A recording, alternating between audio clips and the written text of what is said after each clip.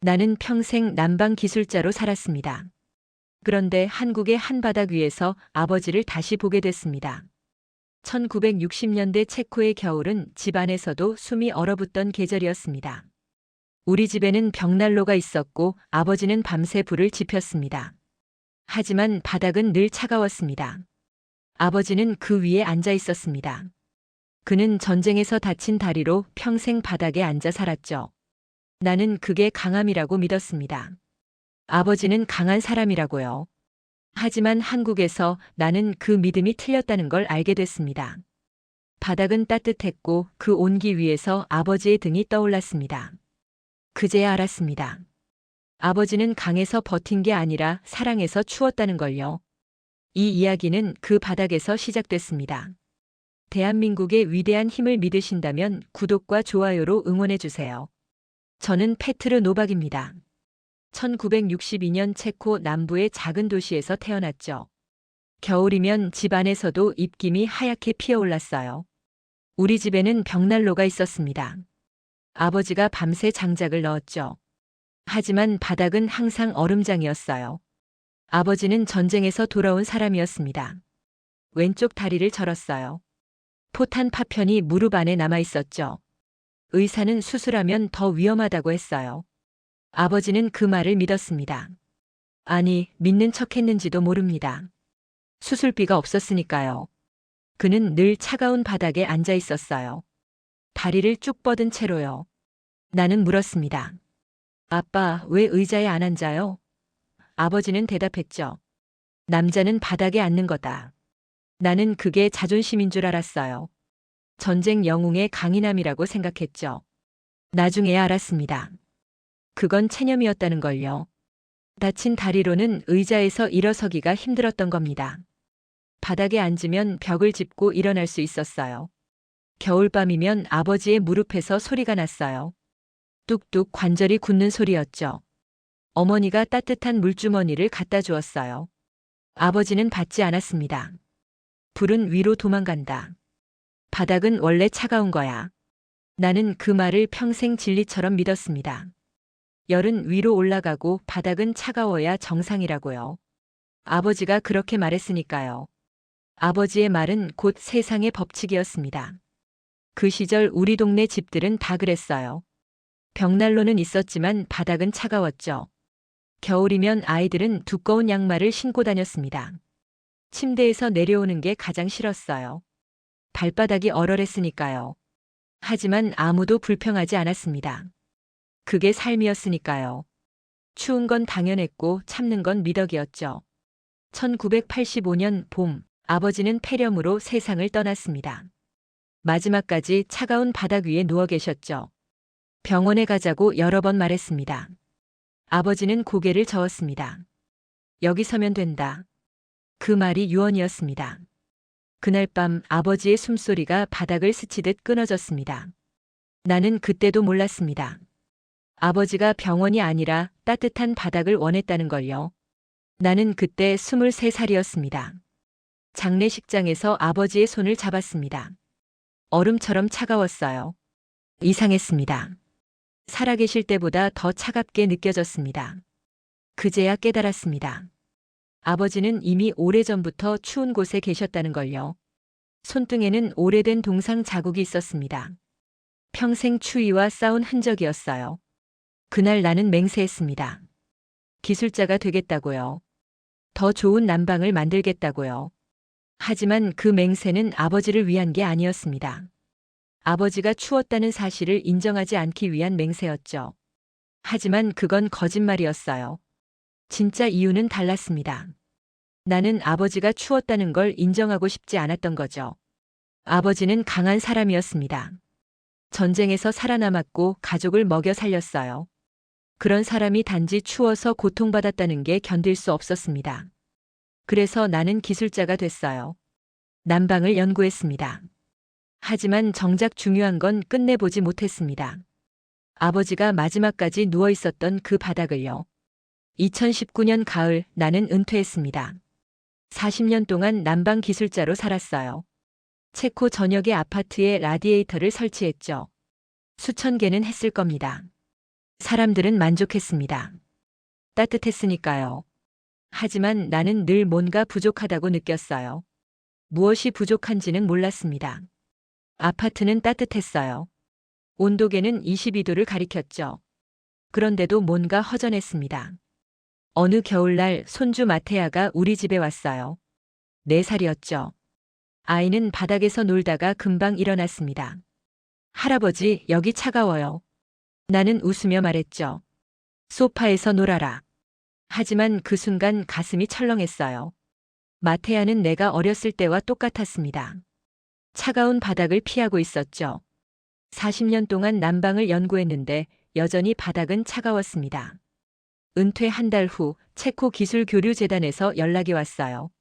한국의 전통 난방 시스템을 연구하는 프로그램이었죠. 2주간 한국에 머물며 현장을 조사하는 거였어요. 나는 거절하려고 했습니다. 늙은 기술자가 배울 게 뭐가 있겠어요. 게다가 한국이라니 너무 멀었죠. 하지만 담당자가 한마디 했습니다. 바닥을 데우는 기술입니다. 1000년 넘게 사용해 왔대요. 나는 웃었어요. 바닥을 데운다니 말도 안 되는 소리였죠. 열은 위로 올라갑니다.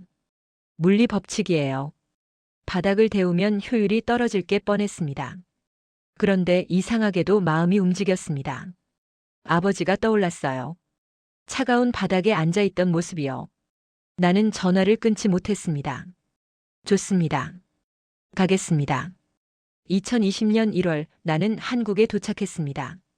경상북도의 작은 마을이었어요. 눈이 내리고 있었죠. 공항에서 마을까지 3시간이 걸렸습니다. 창밖으로 산과 논이 보였어요. 체코와 비슷했죠. 안내를 맡은 김 선생이 말했습니다. 전통 한옥에서 머무실 겁니다. 불편하실 수 있어요. 나는 괜찮다고 했어요. 기술자는 현장에 가야 합니다. 호텔이 아니라요. 집에 들어서는 순간 이상함을 느꼈어요. 벽난로가 없었습니다. 라디에이터도 보이지 않았죠. 창문은 한지로 되어 있었어요. 얇아 보였습니다. 바람이 스며들 것 같았죠. 나는 속으로 생각했어요. 이 집은 제대로 된 난방이 없구나. 김 선생이 불편하다고 한 이유를 알겠더라고요. 그런데 집주인 노인은 맨발로 마루에 앉아 있었어요. 흰 머리, 주름진 얼굴, 그리고 평온한 표정이었죠. 1월인데 맨발이라니 이해할 수 없었습니다. 나는 물었습니다. 춥지 않으십니까? 노인은 고개를 저었어요. 아무 말도 하지 않았습니다. 그저 미소만 지었죠. 그 침묵이 나를 불안하게 했어요. 마치 뭔가 중요한 걸 놓치고 있는 것 같았죠. 노인의 표정은 평온했습니다. 추운 게 아니었어요. 진짜로 따뜻한 거였죠. 아버지도 그렇게 침묵했었습니다. 차가운 바닥 위에서요. 하지만 아버지의 침묵은 달랐어요. 체념의 침묵이었죠. 이 노인의 침묵은 평화였습니다. 나는 그 차이를 느꼈어요. 그리고 두려워졌죠. 내가 평생 믿어온 게 틀렸을지도 모른다는 생각이 들었으니까요. 김 선생이 말했습니다. 신발을 벗으세요. 한옥에서는 신발을 신지 않습니다. 나는 주저했어요. 1월의 바닥은 차가울 게 뻔했으니까요. 하지만 노인이 기다리고 있었습니다. 예의상 거절할 수 없었죠. 나는 천천히 신발끈을 풀었어요. 양말을 벗을까 생각했지만 그러지 않았습니다. 양말이라도 신고 있어야 덜 차가울 테니까요. 발을 디딘 순간 숨이 멎었습니다. 바닥이 따뜻했어요. 뜨겁지 않았습니다. 살아있는 온기였죠. 마치 누군가의 손바닥 같았어요. 부드럽고 포근하고 살아있는 온기였습니다. 나는 그 자리에 선 채로 움직일 수 없었습니다. 발바닥에서 온기가 올라왔어요. 종아리로 무릎으로 가슴으로 퍼졌죠. 이상한 감정이 밀려왔습니다. 갑자기 기억이 튀어나왔어요. 6살 겨울이었습니다. 아버지가 밤새 장작을 넣었죠. 새벽 4시까지 깨어 있었어요. 벽난로 앞에서 졸고 있었습니다. 나는 아침에 일어나 바닥에 발을 디뎠어요. 차가웠습니다. 발바닥이 얼얼했죠. 비명을 지를 뻔했지만 참았어요. 아버지가 물었어요. 춥니까? 나는 고개를 저었습니다. 안 추워요. 거짓말이었어요. 하지만 아버지가 밤새 애썼다는 걸 알았으니까요. 아버지를 실망시키고 싶지 않았습니다. 아버지는 웃었습니다. 역시 내 아들이야. 강하구나. 그날 나는 강한 척했어요. 그 이후로도 계속 강한 척했죠. 바닥이 차가워도 발이 시려워도 나는 참았습니다. 친구들도 그랬어요. 겨울이면 모두 발이 시렸지만 아무도 말하지 않았죠. 그게 남자다운 거라고 생각했습니다. 추위를 참는 게 강한 거라고요. 한국의 바닥 위에서 나는 깨달았어요. 나는 강했던 게 아니었습니다. 그저 따뜻함을 포기한 사람이었을 뿐이죠. 따뜻한 바닥을 상상조차 하지 않았던 겁니다. 세상에는 따뜻한 바닥이 있었어요. 1000년 전부터요. 하지만 나는 몰랐습니다. 알려고 하지도 않았어요. 원래 그런 거다라는 말을 진리로 받아들였죠. 무릎이 꺾였어요. 나는 바닥에 주저앉았습니다. 손바닥으로 바닥을 짚었죠. 온기가 손으로 전해졌어요. 손바닥에서 팔로, 어깨로, 가슴으로 올라왔습니다. 그리고 목구멍이 막혔어요. 숨을 쉴 수 없었죠. 가슴이 터질 것 같았습니다. 노인이 조용히 말했습니다. 온돌입니다. 나는 고개를 들 수 없었어요. 눈물이 나올 것 같았으니까요. 58살의 기술자가 이국 땅에서 울 순 없었습니다. 하지만 눈물이 났어요. 주체할 수 없었죠. 나는 손으로 얼굴을 가렸습니다. 어깨가 떨렸어요. 김 선생이 물었습니다. 괜찮으십니까? 나는 대답할 수 없었어요. 괜찮지 않았으니까요. 평생 믿어온 게 무너지고 있었습니다. 아버지가, 내가, 우리 모두가 몰랐던 세계가 눈앞에 있었어요. 그리고 그게 너무 슬펐습니다. 다음 날 아침 김 선생이 온돌의 원리를 설명했습니다. 불을 떼면 열이 바닥 아래 구들장을 지나갑니다. 돌이 천천히 데워지죠. 그 열이 밤새 방 안으로 올라와요. 천장이 아니라 바닥에서요. 나는 물었습니다. 효율적입니까? 열이 위로 올라가는 게 자연 법칙인데 바닥을 데우면 손실이 크지 않나요? 김 선생이 웃었어요. 효율보다 중요한 게 있습니다. 뭔가요? 사람은 바닥에서 산다는 거죠. 그 말에 나는 할 말을 잃었어요. 40년 동안 난방 기술을 연구했습니다. 열역학, 대류, 복사열 모든 걸 공부했죠. 대학에서 가르치기도 했어요. 하지만 이 간단한 진실을 놓쳤습니다. 사람은 바닥에서 삽니다. 앉고 눕고 아이들은 바닥에서 뛰어놀죠. 천장이 아무리 따뜻해도 바닥이 차가우면 사람은 추워요. 나는 효율을 계산했고 열손실을 재며 숫자로만 난방을 판단했습니다. 하지만 정작 사람이 어디서 사는지는 생각하지 않았습니다. 노인이 말했습니다. 제 할아버지도 온돌을 만드셨어요. 전쟁 후 집이 불탔을 때 제일 먼저 고친 게 구들이었죠. 지붕보다 먼저요. 나는 놀라서 물었어요. 왜 지붕보다 먼저입니까? 비를 막는 게 먼저 아닙니까? 아이들이 바닥에서 자니까요. 차가운 바닥에서 자면 병이 듭니다. 비는 천막으로 막을 수 있어요. 하지만 추위는 천막으로 막을 수 없죠. 그 순간 아버지가 떠올랐어요. 전쟁 후 우리 집도 가난했죠. 아버지는 벽난로를 고쳤습니다. 지붕을 수리했어요. 창문을 새로 달았죠. 하지만 바닥은 그대로 뒀어요. 나는 그 바닥에서 잤습니다. 매일 밤 이불 속에서 몸을 웅크렸죠. 아침이면 온몸이 뻐근했어요. 한 번은 어머니에게 물었습니다. 왜 바닥이 이렇게 차가워요? 어머니가 대답했죠. 원래 그래. 불은 위로 올라가니까. 나는 그 말을 믿었어요. 의심하지 않았습니다.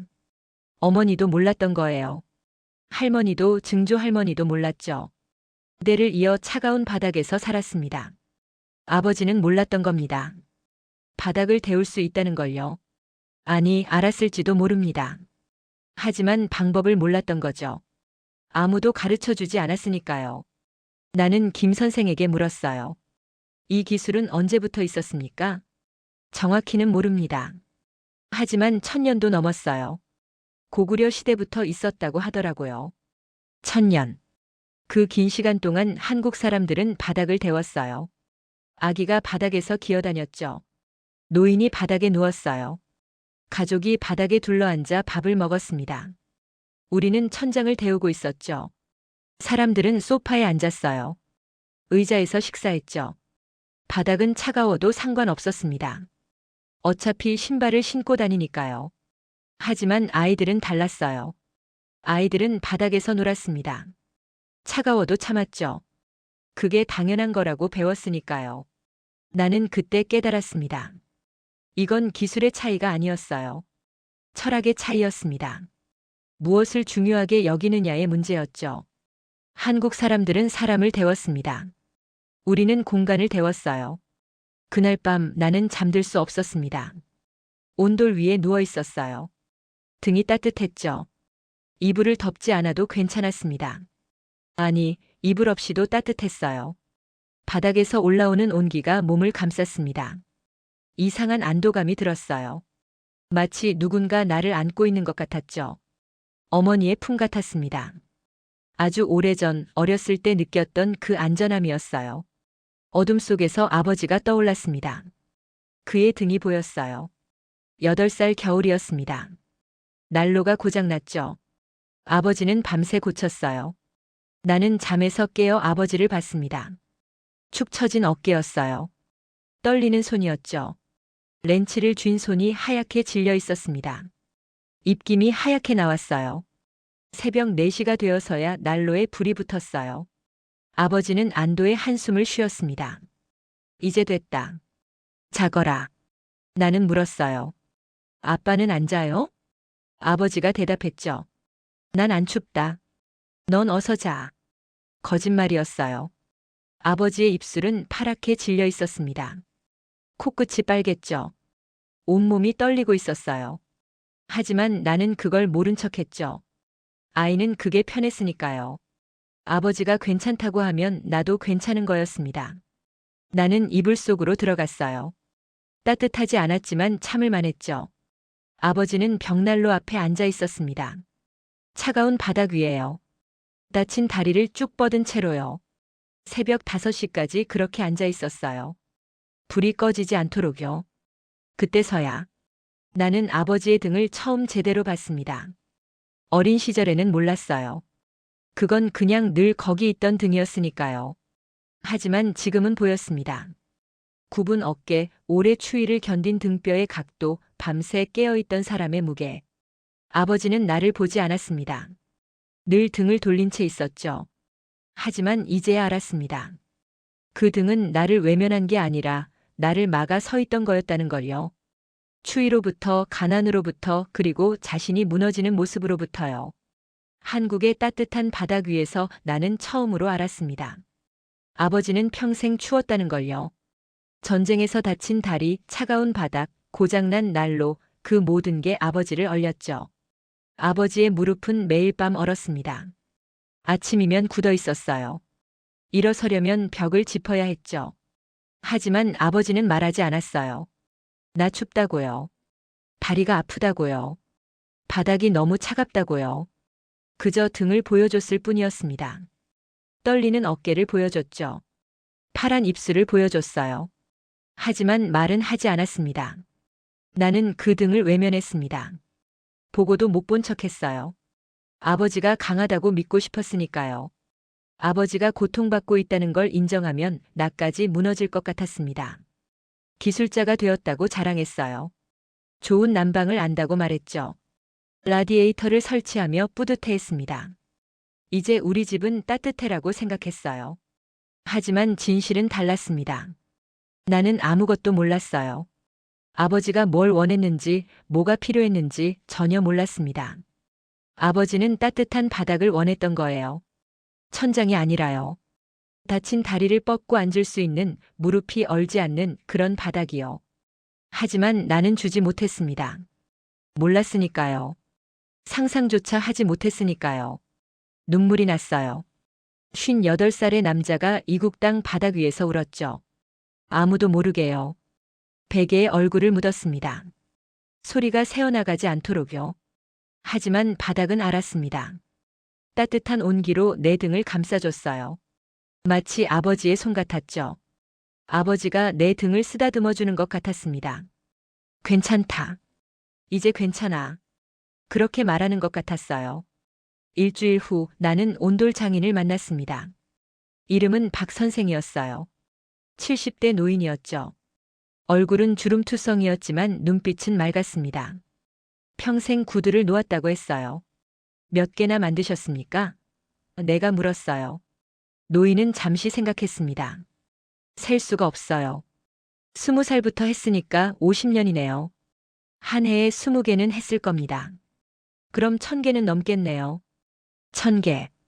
1000개의 집에 따뜻한 바닥을 만들어준 거죠. 1000가족이 바닥에서 따뜻하게 잤을 겁니다. 아이들이 바닥에서 놀았을 거고요. 노인들이 무릎을 펴고 앉았겠죠. 나는 물었습니다. 힘들지 않으셨습니까? 50년이나요. 박 선생이 웃었어요. 힘들죠. 돌을 나르고 진흙을 바르고 연기 구멍을 맞추는 게 쉽지 않아요.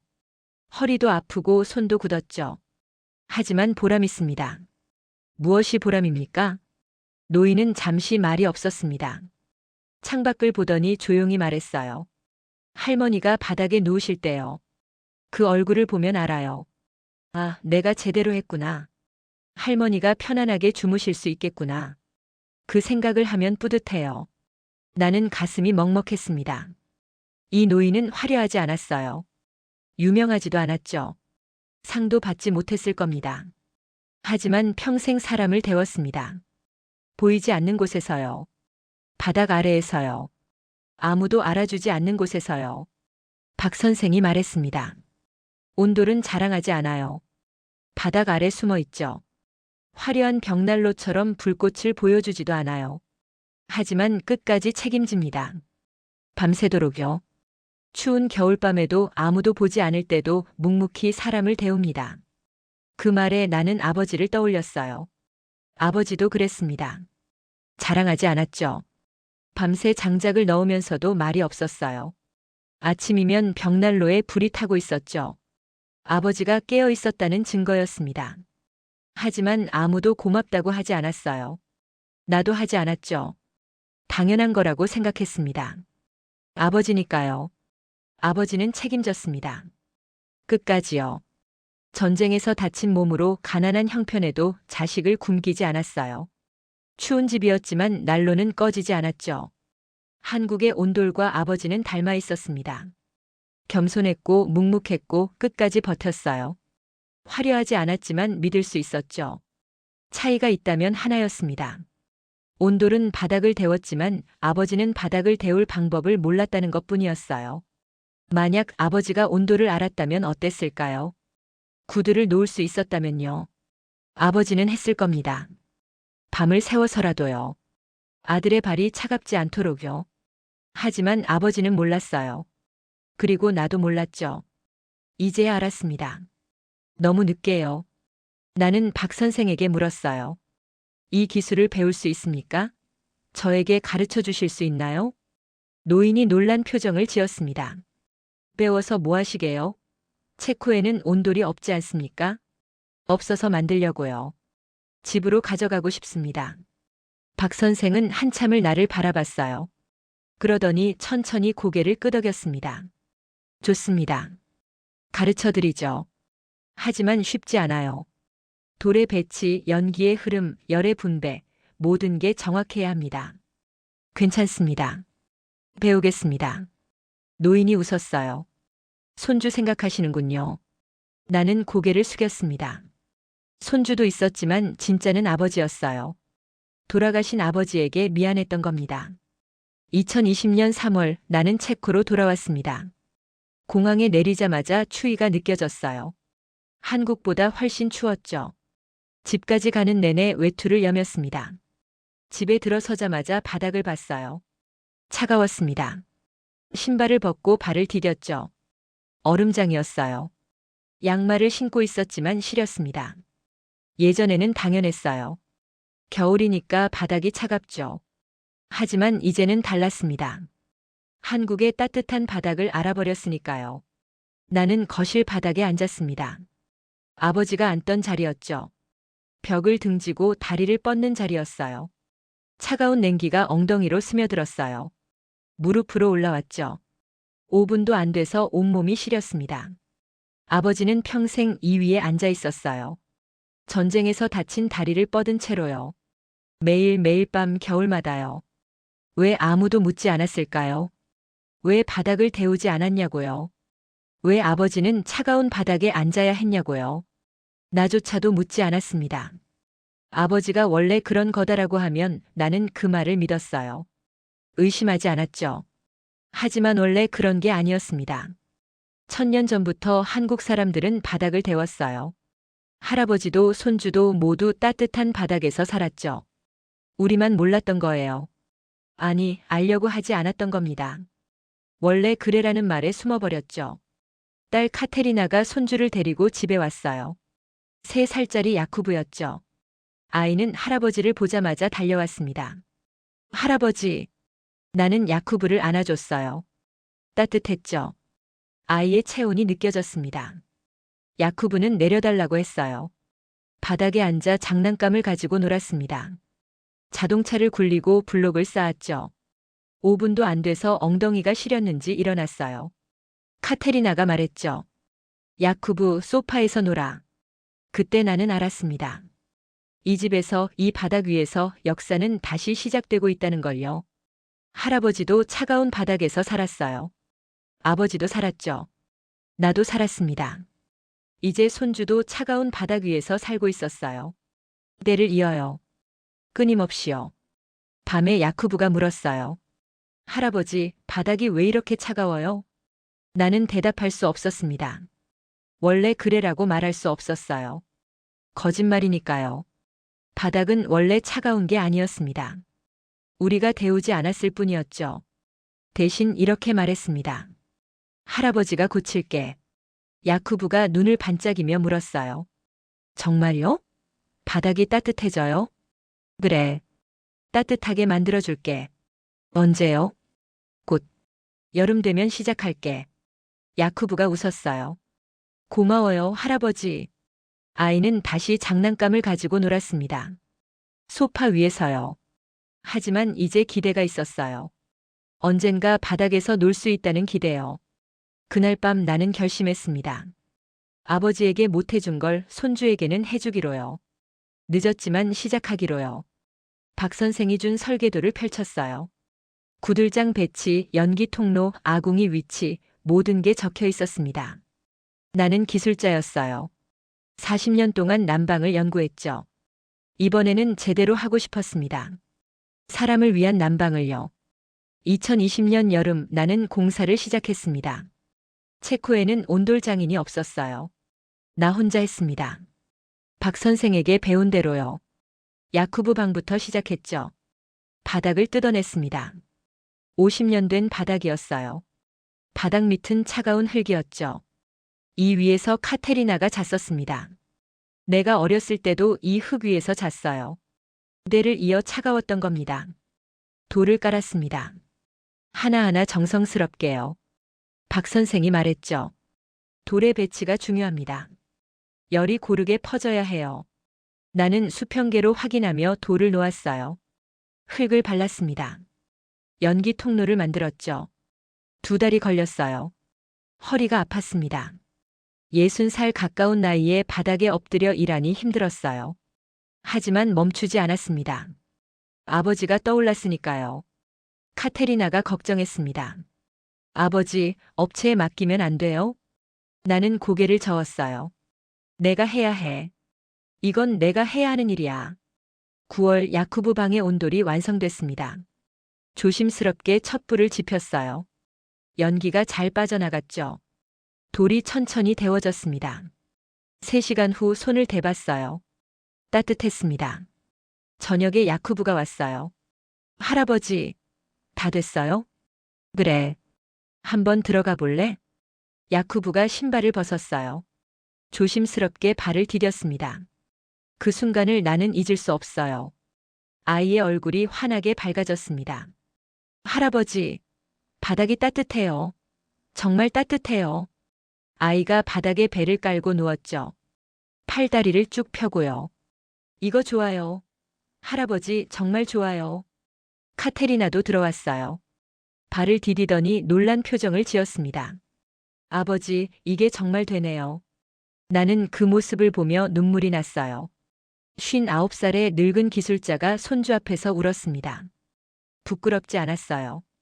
카테리나가 어깨를 잡았습니다. 아버지, 괜찮으세요? 나는 고개를 끄덕였어요. 괜찮다. 이제 괜찮아. 그날 밤 야쿠브는 따뜻한 바닥에서 잠들었습니다. 이불을 걷어차고도 자고 있었죠. 차갑지 않으니까요. 나는 손주의 얼굴을 봤습니다. 평온했어요. 마치 누군가의 품에 안긴 것 같았죠. 아버지에게 이 바닥을 줄 수 있었다면 어땠을까요? 그는 조금 덜 아팠을까요?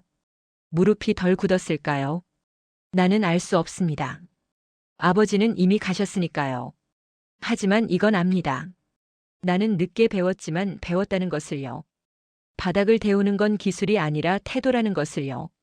사람을 어떻게 대하느냐의 문제라는 것을요. 사람은 바닥에서 삽니다. 그 바닥이 따뜻하면 인생도 조금 따뜻해지죠. 야쿠브는 더 이상 차가운 바닥을 몰라도 됩니다. 바닥이 원래 차가운 거라고 배우지 않아도 돼요. 나는 아버지에게 못 해줬습니다. 몰랐으니까요. 하지만 손주에게는 해줬어요. 그것만으로도 나는 처음으로 아버지 앞에 설 수 있을 것 같았습니다. 아버지가 어디선가 보고 있을 것 같아요. 잘했다. 이제 됐다. 그렇게 말하는 것 같습니다. 나는 창밖을 봤습니다. 눈이 내리고 있었어요. 하지만 야쿠브 방은 따뜻했죠. 바닥부터요. 그리고 그게 중요한 겁니다. 바닥부터 따뜻한 게요. 여러분, 이 이야기는 단순한 난방의 문제가 아니었습니다. 우리는 평생 벽을 데우는 법을 배워왔습니다. 천장을 따뜻하게 만들면 사람도 따뜻해질 거라고 믿었죠. 하지만 한국에서 나는 처음으로 배웠습니다. 사람은 위가 아니라 바닥에서 산다는 걸요. 강한 나라들은 기술을 자랑했습니다. 숫자를 내세웠고 효율을 말했습니다. 하지만 이 나라는 달랐습니다. 아무도 보지 않는 바닥 아래에서 조용히 사람을 먼저 생각했습니다. 아이의 발을, 노인의 무릎을, 가족의 밤을요. 나는 평생 기술자로 살았지만 한국에서 처음으로 아들이자 아버지가 되었습니다. 바닥이 따뜻해지자 기억이 풀렸고 후회는 늦었지만 의미가 됐습니다. 이제 나는 믿습니다. 진짜 힘은 드러내는 게 아니라 받쳐주는 데 있다는 걸요. 오늘 이야기에 감동하셨다면 좋아요와 구독 버튼 한 번만 눌러주세요. 더 많은 감동적인 이야기를 전해드리겠습니다. 지금까지 별빛 사연소였습니다.